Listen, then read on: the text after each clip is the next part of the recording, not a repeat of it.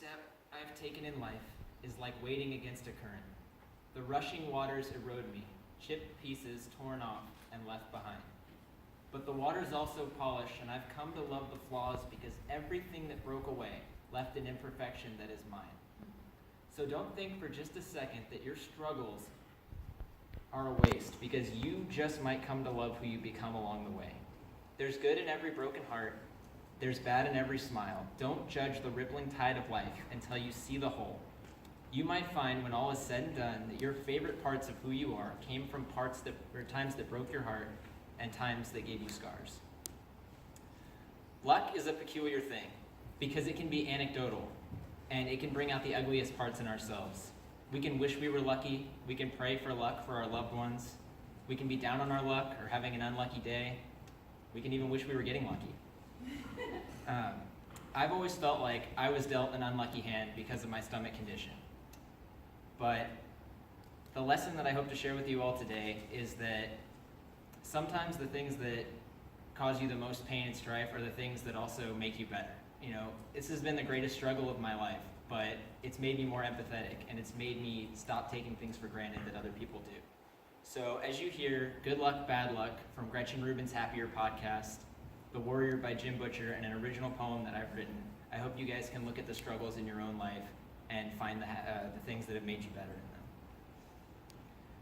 Harry Dresden is a wizard and a detective for hire. Following the events of one of his cases, his friend Michael, who is a bona fide holy warrior, was injured by the bad guys and forced to retire.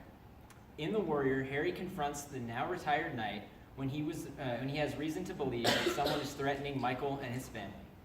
After a showdown with an overzealous, murderous priest, Harry sits in the pews at St. Mary of the Angels Cathedral and laments the situation that he got his friend into when he's visited by an archangel.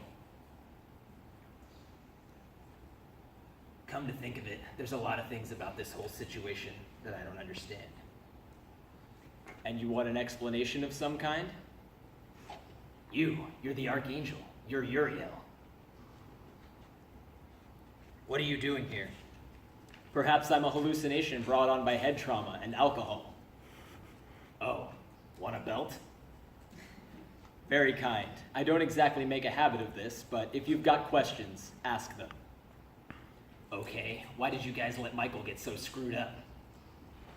We didn't let him do anything. He chose to hazard himself in battle against the enemy. The enemy chose to shoot him, and where to point the gun, and when to pull the trigger. He survived the experience. So in other words, God was doing nothing to help? I wouldn't say that, but you've got to understand, son. God isn't about making good things happen to you or bad things happen to you. He's about you making choices, exercising the gift of free will. God wants you to have good things and a good life, but he won't make it happen for you.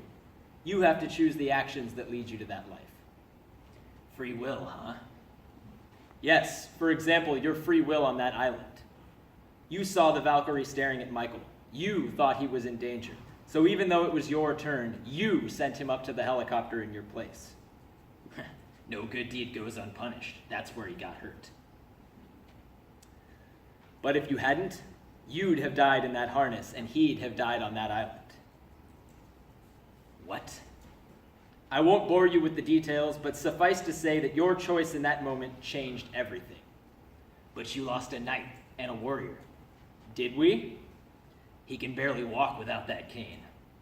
Ah, you mean warrior in the literal sense. What other kind is there? The important kind! Harry, the conflict between light and dark rages on so many levels that you literally could not understand it all. Not now, anyway. Sometimes that battlefield is a literal one. Sometimes it's a great deal more nebulous and metaphorical. But Michael and I are literal guys. Yeah? Do you think we angled to have you brought into this situation to beat someone up? The real war happened when you weren't looking. Huh? Courtney, the little girl who almost got hit by a car. What about her? You saved her. Moreover, you noticed the bruise on her cheek, one she acquired from her abusive father. Your presence heightened her mother's response to the realization that her daughter was being abused. She moved out the next morning. In that moment, you saved the daughter's life, prevented her mother from alcohol addiction in response to the loss, and shattered a generational cycle of abuse more than 300 years old. Chuck the electrician. He was drunk because he'd been fighting with his wife. 2 months from now, their 4-year-old daughter is going to be diagnosed with cancer and require a marrow transplant. Her mother is the only viable donor. You saved his life by stopping him from going to work, and his daughter's life too. And the struggle that family is going to face together is going to leave them stronger than they've ever been. It smells an awful lot like predestination to me. What if those people chose something different? It's a complex issue, but think of the course of the future as, flowing water.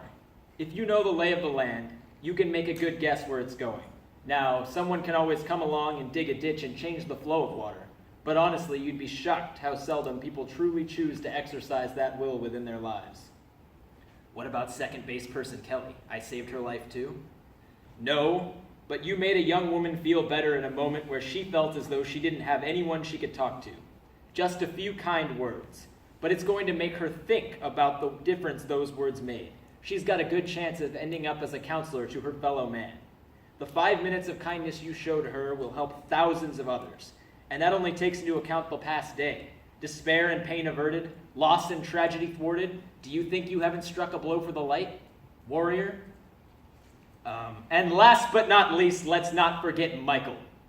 He's a good man, but where his children are involved, he can be completely irrational. Your words, your presence, your will helped him to choose mercy over vengeance. But I didn't actually mean to do any of that. But you chose the actions that led to it. No one forced you to do it. And to those people, what you did saved them from danger as real as any creature of the night. People have far more power than they realize if they would choose only to use it. Michael might not be cutting demons with a sword anymore, but don't think for 1 second he isn't still fighting the good fight. It's just harder for you to see the results from down here. He's happier now. His family, too. Funny how making good decisions can lead to that. Once upon a time, there was a farmer, and the farmer had a horse. And then the horse ran away, and the neighbor said, "Ah, what bad luck!" And the farmer said, "How do you know?" And then the horse returned the next week with another horse. So now he had 2 horses. And his neighbor said, "Ah, what good luck!" And the farmer said, "How do you know?" And the farmer had a son, and the son rode the new horse, and he was thrown off, and he broke his leg. And the neighbor said, "Ah, such bad luck!" And the farmer said, "How do you know?" And then the army swept through the town, and they were conscripting all the young men and forcing them to go into the military. But they couldn't take the farmer's son because he was in bed with a broken leg. And the neighbor said, "Ah, such good luck!" And the farmer said, "How do you know?"